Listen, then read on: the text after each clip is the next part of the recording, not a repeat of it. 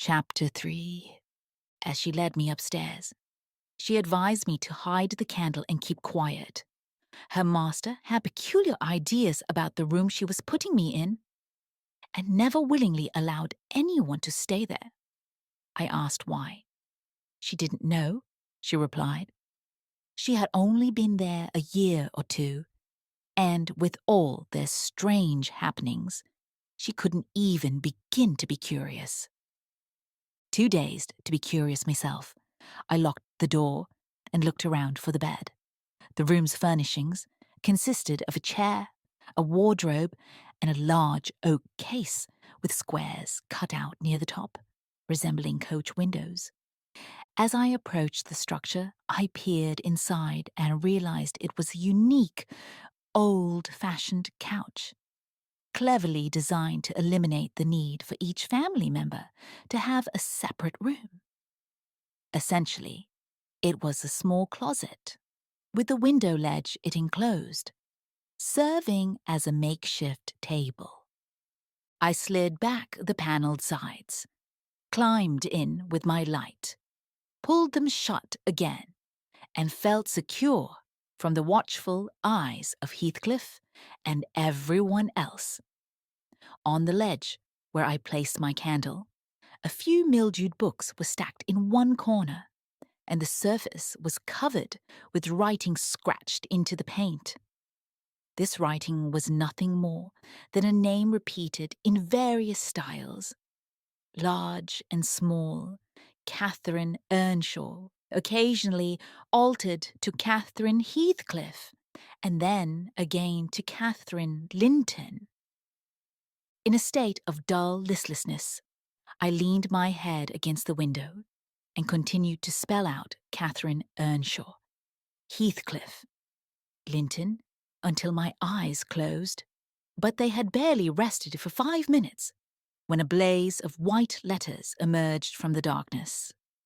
As vivid as ghosts, the air teemed with Catherines. Jolting myself awake to dispel the intrusive name, I noticed my candle wick had drooped onto one of the antique volumes, filling the space with the scent of roasted calf skin. I snuffed it out, and feeling uneasy with a lingering chill and nausea, sat up and opened the damaged book on my knee. It was a testament, printed in lean type and reeking of mustiness. A flyleaf bore the inscription, Catherine Earnshaw, her book, dated some 25 years prior. I closed it and picked up another, and then another, until I had examined them all. Catherine's library was selective, and its worn state showed it had been well used, though not entirely for its intended purpose. Scarcely a chapter had escaped a pen and ink commentary, or at least the appearance of one, covering every bit of blank space the printer had left. Some entries were just isolated sentences. Others took the shape of a conventional diary, scribbled in a clumsy, childlike script. At the top of an extra page, likely a prized find at the time, I was delighted to see a striking caricature of my friend Joseph, crudely, yet effectively drawn. This sparked an immediate curiosity about the mysterious Catherine, and I set about deciphering her faded symbols. "An awful Sunday," began the paragraph below. "I wish my father were back. Hindley is a terrible replacement. His treatment of Heathcliff is appalling. H and I are planning to revolt. We took our first step this evening. The rain poured all day. We couldn't go to church, so Joseph insisted on gathering us in the attic, while Hindley and his wife lounged downstairs by a cozy fire, doing anything but reading the Bibles, I'm sure. Heathcliff, the ploughboy, and I were ordered to grab our prayer books and head up. We were lined up on a sack of corn, groaning and shivering, hoping Joseph would shiver too and cut his sermon short for his own comfort. Wishful thinking. The service dragged on for 3 hours, Yet my brother had the nerve to say, when he saw us coming down, "What? Finished already?" On Sunday nights, we used to be allowed to play, as long as we kept quiet. Now even a giggle is enough to send us to the corners. "You seem to forget who's in charge here," the tyrant declared. "I'll take down the first person who tests my patience. I demand absolute silence and sobriety. Hey, was that you, boy? Francis, darling, give his hair a good tug as you pass by. I heard him snap his fingers." Frances obliged with hearty pull, then settled herself on her husband's knee. There they were, like two children, lost in kisses and silly chatter for hours. Foolish talk that would make anyone blush. We made ourselves as cozy as we could afford under the dresser's arch. I had just fastened our pinafores together to hang as a curtain when Joseph barged in from the stables. He tore down my handiwork, boxed my ears, and croaked, "The master's barely in the ground. The Sabbath isn't over and the gospel's still ringing in your ears. Yet here you are, playing around. Shame on you. Sit down, you naughty children. There are plenty of good books if you'll read them. Sit down and think about your souls."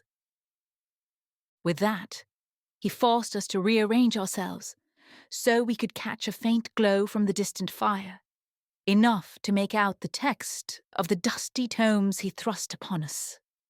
I couldn't stand the task. I grabbed my grimy book by the spine and flung it into the dog kennel, swearing I despised a good book. Heathcliff kicked his to the same spot. Then chaos erupted. "Master Hindley," our chaplain shouted. "Master, come here. Miss Cathy has torn the back off. The helmet of salvation, and Heathcliff has stomped his foot into the first part of the broad way to destruction. It's outrageous that you let them carry on like this. Ah, the old man would have disciplined them properly, but he's gone." Hindley rushed over from his cosy spot by the hearth, grabbed one of us by the collar and the other by the arm, and threw us both into the back kitchen. There, Joseph insisted that the devil himself would come for us as surely as we were alive. Comforted by this, we each found a separate corner to await his arrival. I managed to grab a book and a pot of ink from a shelf, pushed the door slightly open to let in some light, and have been writing for 20 minutes. But my companion is restless and suggests we take the dairy woman's cloak and dash across the moors under its cover. A delightful idea. And then, if the grumpy old man comes in, he might believe his prediction has come true. We couldn't be any wetter or colder in the rain than we are here. I assume Catherine followed through with her plan, for the next sentence shifted topics. She became tearful. "How little did I imagine that Hindley would ever make me cry like this," she wrote. "My head aches so much I can't keep it on the pillow, and still I can't stop. Poor Heathcliff. Hindley calls him a drifter and refuses to let him sit with us or eat with us any more. He insists that Heathcliff and I can't play together and threatens to throw him out if we disobey. He's been criticizing our father. How dare he, for being too generous with Heathcliff, and vows to put him in his place." I began to nod off over the dim page. My eyes drifted from manuscript to print. I saw a red, ornate title. 70 times 7, and the first of the 71st. A pious discourse delivered by the Reverend Jabez Branderham in the chapel of Gimmerden Saug.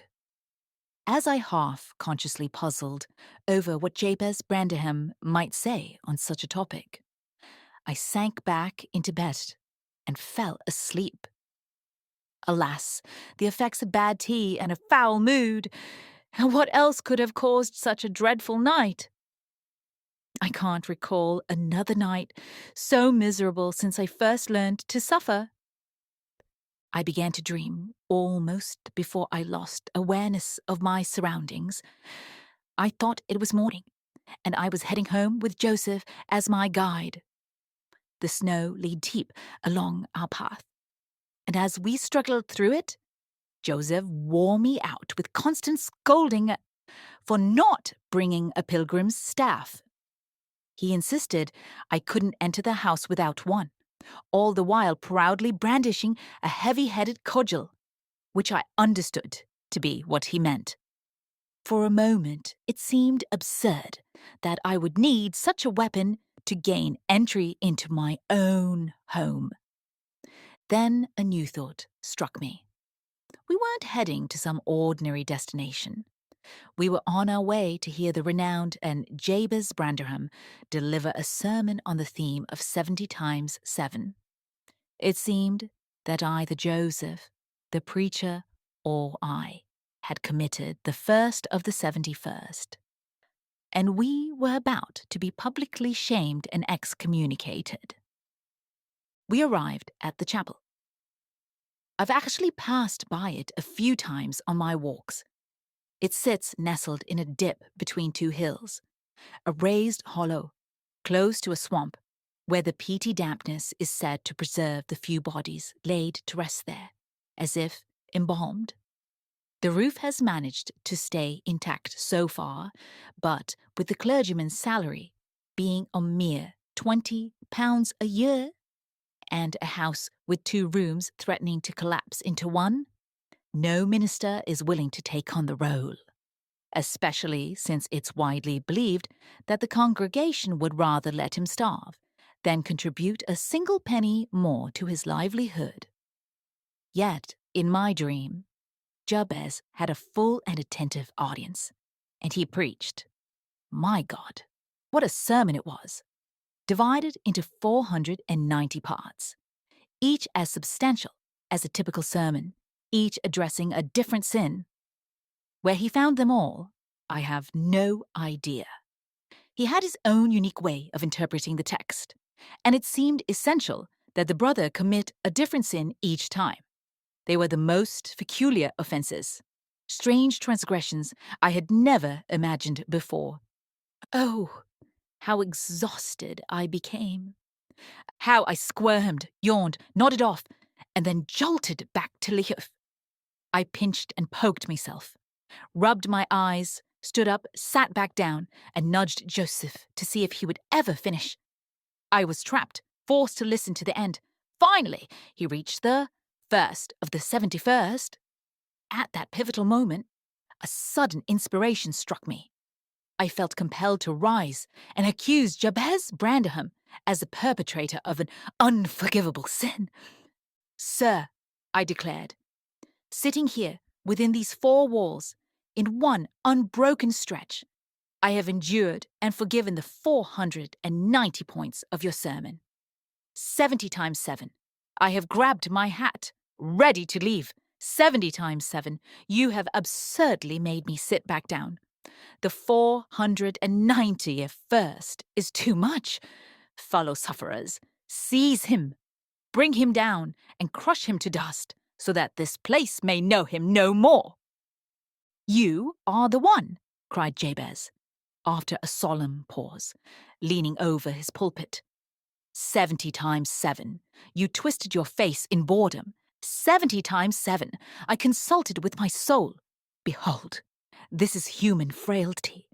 This too can be forgiven. The first of the 71st has arrived. Brethren, carry out the judgment written.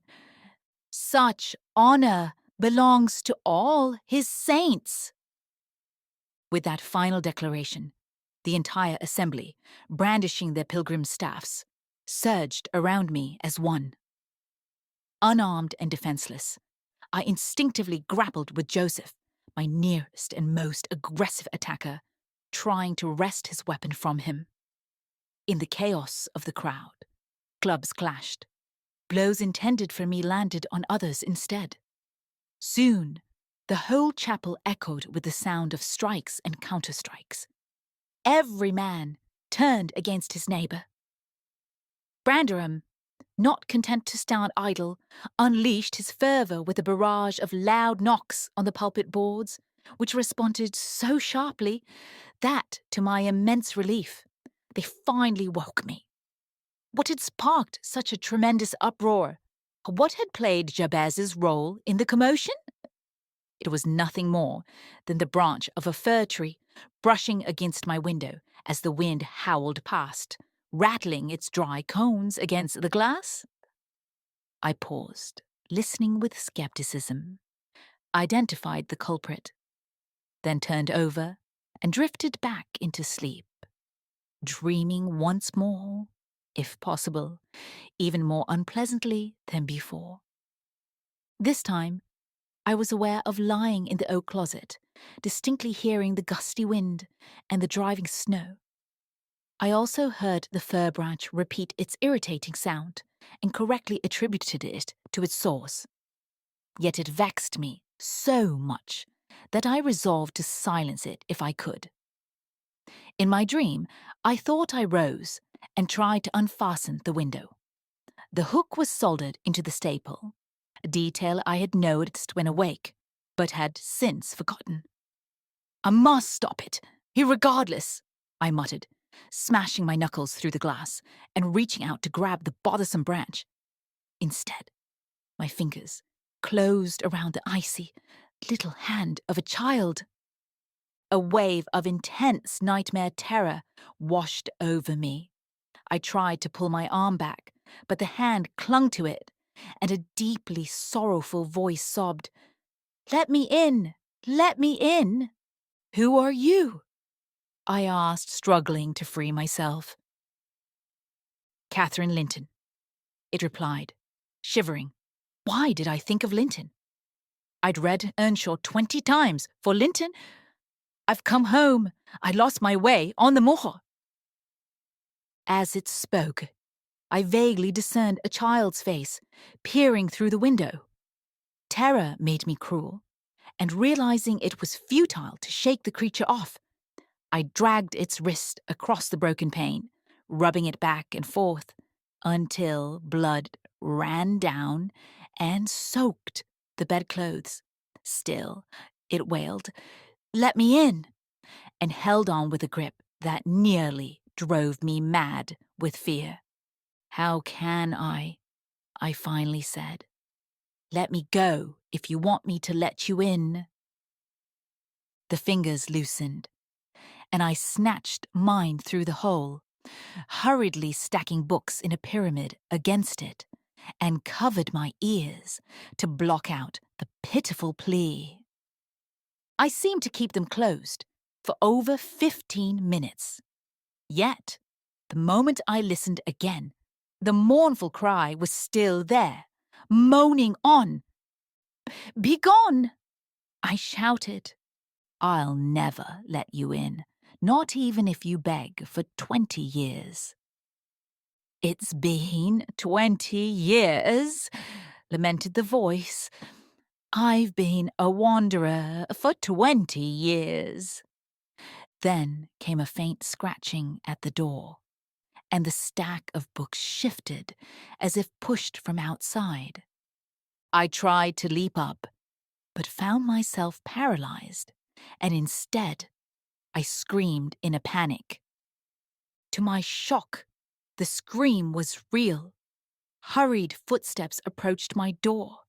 Someone flung it open with force, and light flickered through the panes above the bed. I sat trembling, wiping sweat from my brow, as the intruder paused, muttering to himself. Finally, in a half whisper, clearly not expecting a reply, he asked, "Is anyone here?" I thought it best to reveal myself.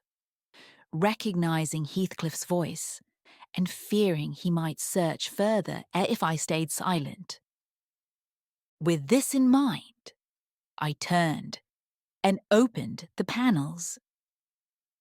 The effect of my action is something I won't soon forget. Heathcliff stood by the entrance, clad in shirt and trousers, a candle dripping wax onto his fingers, his face as pale as the wall behind him. The first creak of the oak startled him, like a jolt of electricity. The light flew from his grasp, landing several feet away, and his agitation was so intense, he struggled to retrieve it. "It's only your guest, sir," I called out, eager to spare him the embarrassment of further revealing his fear. I had the misfortune of screaming in my sleep, thanks to a terrifying nightmare. "I'm sorry I disturbed you." "Oh, damn you, Mr. Lockwood. I wish you were at the—" my host began, setting the candle on a chair because he couldn't keep it steady. "And who brought you to this room?" he continued, digging his nails into his palms and grinding his teeth to control his jaws trembling. "Who was it? I'm tempted to throw them out of the house this instant." "It was your servant Zillah," I replied, flinging myself onto the floor and quickly pulling on my clothes. "I wouldn't mind if you did, Mr. Heathcliff. She deserves it. I suppose she wanted more proof that the place is haunted at my expense. Well, it is. Crawling with ghosts and goblins. You have every reason to keep it shut, I assure you. No one would thank you for a night in such a place." "What do you mean?" Heathcliff asked. "And what are you doing?" "Lie down and finish the night, since you're already here. But for heaven's sake, don't make that dreadful noise again. Nothing could justify it unless you were being murdered." "If that little demon had managed to get in through the window, she probably would have strangled me," I replied. "I'm not going to suffer the torments of your hospitable ancestors again. Wasn't the Reverend Jabez Branderham related to you on your mother's side? And that mischievous Catherine Linton, or Earnshaw, or whatever she was called? She must have been a changeling, a wicked little soul. She claimed she'd been wandering the earth for 20 years. A fitting punishment for her earthly sins, I'm sure." Hardly had I spoken when I remembered the connection between Heathcliff and Catherine's name in the book, which had completely slipped my mind until now. I felt a rush of embarrassment at my thoughtlessness, but without showing any sign of my blunder, I quickly added, "The truth is, sir, I spent the first part of the night—" I paused again. I was about to say, reading those old volumes, which would have revealed my awareness of both their written and printed contents. So, correcting myself, I continued, spelling out the name scratched on that window ledge. A monotonous task, enough to put me to sleep, like counting sheep, or I... "What do you mean by speaking to me like this?" Heathcliff roared with fierce intensity. How dare you? Under my roof! God, he's insane to talk this way." And he struck his forehead in a fit of rage. I was torn between feeling offended by his words and continuing my explanation. But seeing how deeply he was affected, I felt a surge of compassion and decided to share my dreams. I insisted that I had never heard the name Catherine Linton before. Yet reading it repeatedly had left such an impression on me that it took on a life of its own when my imagination slipped from my grasp. As I spoke, Heathcliff slowly retreated into the shadows of the bed, eventually sitting down, almost hidden from view. despite his concealment. I could tell from his uneven, interrupted breathing that he was wrestling with overwhelming emotion. Not wanting to acknowledge that I noticed his struggle, I busied myself with my morning routine, making noise deliberately, checking my watch, and musing aloud about the seemingly endless night. It's not even 3 o'clock yet. I could have sworn it was 6. Time stands still here. Surely we went to bed at 8. In winter, always at 9, and we rise at 4. My host replied, stifling a groan, and I imagined wiping a tear away with the shadow of his arm. Mr. Lockwood, he continued, you could use my room. You'll just be in the way if you come downstairs so early. And your childish cries have banished sleep for me. And for me as well, I responded. I'll walk around the yard until daylight, and then I'll be on my way. You won't have to worry about me intruding again. I've lost all interest in seeking pleasure in society, whether in the countryside or the city. A wise person should find enough company within themselves. Charming company, Heathcliff muttered. Take the candle and go wherever you like. I'll join you shortly. Just stay out of the yard, and the dogs are loose. And the house? Juno stands guard there, so you can only wander around the steps and hallways. But off you go. I'll be there in 2 minutes. I complied enough to leave the room, but unsure of where the narrow corridors led. I paused and unintentionally witnessed a moment of superstition from my host that contradicted his apparent rationality. He climbed onto the bed and yanked open the window, breaking into an uncontrollable fit of tears as he did so. Come in! Come in! He sobbed. Kathy, please come. Oh, Dick, just once more. Oh, my heart's darling. Please, Catherine, listen to me this time. Finally. The ghost displayed the usual whims of its kind, offering no response. Instead, the snow and wind swirled chaotically, reaching even my spot and snuffing out the light. The torrent of grief accompanying this outburst was so intense that my sympathy overshadowed its absurdity.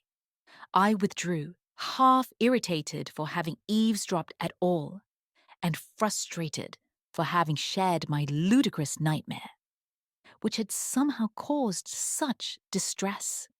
Though I couldn't fathom why, I carefully made my way downstairs to the back kitchen, where a compactly raked fire allowed me to relight my candle.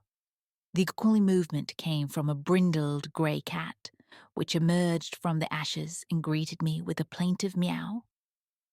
2 benches, curved to form a near circle, surrounded the hearth. I stretched out on one, and the cat, Grimalkin, claimed the other. We were both nodding off before anyone disturbed our peace. Then Joseph appeared, shuffling down a wooden ladder that disappeared into the ceiling, presumably leading to his attic.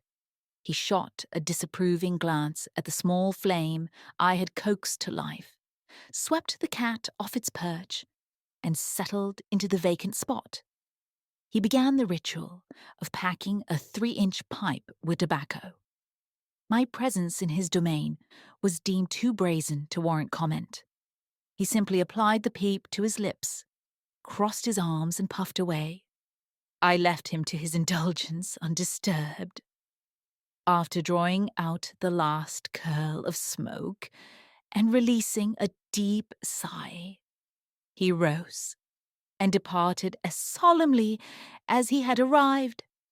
Next came a lighter step, and I prepared to offer a good morning, but stopped short, the greeting unspoken. Hareton Earnshaw was muttering his morning prayers under his breath, a string of curses aimed at every object he encountered while searching for a spade or shovel to dig through the snowdrifts. He glanced over the back of the bench, flaring his nostrils, and seemed as uninterested in exchanging pleasantries with me as he was with the cat beside me. From his actions, I gathered that leaving was permitted, so I rose from my uncomfortable seat, intending to follow him. He noticed and, with the end of his spade, pointed towards an inner door, making a non-verbal sound to indicate that was the direction I should take if I wished to move. The door led into the house, where the women were already up and about. Zillah was coaxing flames up the chimney with a massive bellows, while Mrs. Heathcliff knelt on the hearth, reading a book by the firelight. She shielded her eyes from the intense heat with her hand, deeply engrossed in her reading, pausing only to scold the servant for showering her with sparks or to nudge away a dog that persistently poked its nose too close to her face. I was taken aback to see Heathcliff there as well. He stood by the fire, his back to me, concluding a heated exchange with poor Zillah, who intermittently paused her work to lift the corner of her apron and let out a frustrated sigh. "And you worthless—" he erupted as I entered, turning to his daughter-in-law and using an epithet as mild as duck or sheep, though typically left to the imagination with a dash. "There you are, up to your idle antics again. The others earn their keep. You live off my generosity. Put that nonsense away and find something useful to do. You'll pay for the torment of having you constantly in my sight. Do you hear me, you wretched creature?" "I'll put my things away, because you can force me if I don't," the young woman replied, snapping her book shut and tossing it onto a chair. "But I won't do anything else, no matter how much you curse and shout, unless I want to."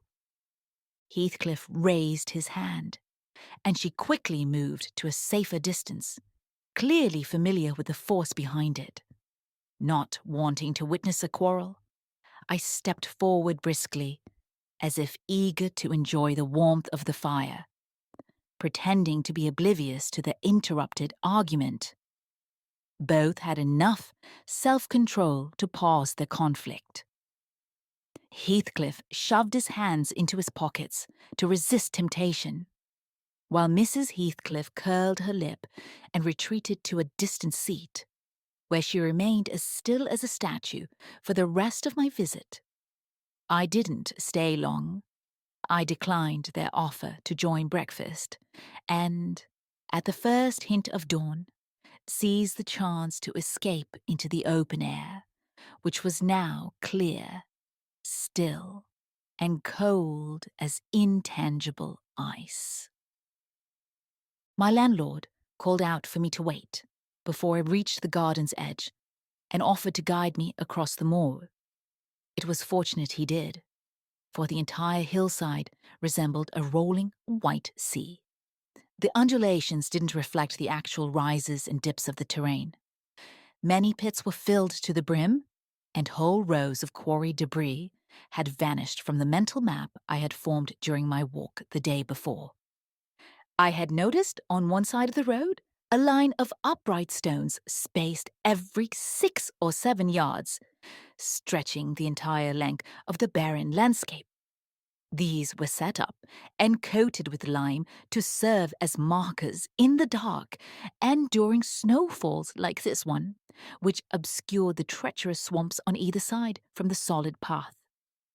But aside from a few dirty spots poking through here and there, all signs of them had disappeared, and my companion had to frequently warn me to veer right or left when I thought I was correctly following the road's twists and turns. We exchanged few words, and he stopped at the entrance of Thrushcross Park, assuring me I couldn't miss my way from there. Our farewells were nothing more than a quick nod, and I pressed on, relying on my own instincts, as the gatekeeper's lodge was still unoccupied. The distance from the gate to the Grange is 2 miles. Somehow, I managed to stretch it to 4, getting lost among the trees and sinking up to my neck in snow, a situation only those who've experienced it can truly understand. Regardless of my meanderings, the clock struck 12 as I entered the house, marking an hour for every mile of the usual route from Wuthering Heights. My housekeeper and her assistants rushed to greet me, exclaiming in a flurry that they had completely given up on me. Everyone assumed I had perished the previous night, and they were just beginning to consider how to search for my remains. I told them to calm down. Now that I had returned and chilled to the bone, I dragged myself upstairs. After changing into dry clothes and pacing back and forth for 30 or 40 minutes to restore some warmth, I retreated to my study, as weak as a kitten, almost too feeble to enjoy the welcoming fire and steaming coffee the servant had prepared for my comfort.